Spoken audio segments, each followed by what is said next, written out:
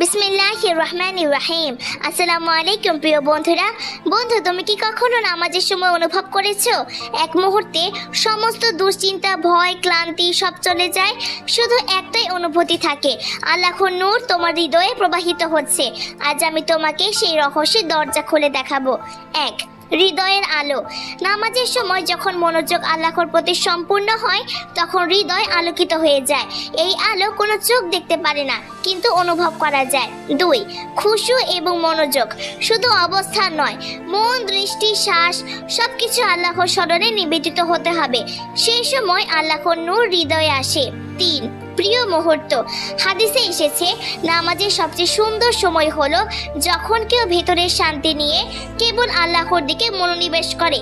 সেই মুহূর্তে আল্লাহ নিজেই নূর প্রকাশ করেন। চার, প্র্যাকটিস।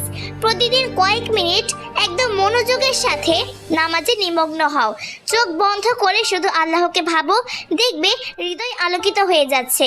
আজ থেকেই প্রতিদিন নামাজকে শুধু রুটিন মনে করো না, চোখ বন্ধ করো, মন দিয়ে নামাজ পড়ো, তাহলে দেখবে মনে শান্তি আসবে। আসসালামু আলাইকুম রহমতুল্লাহ।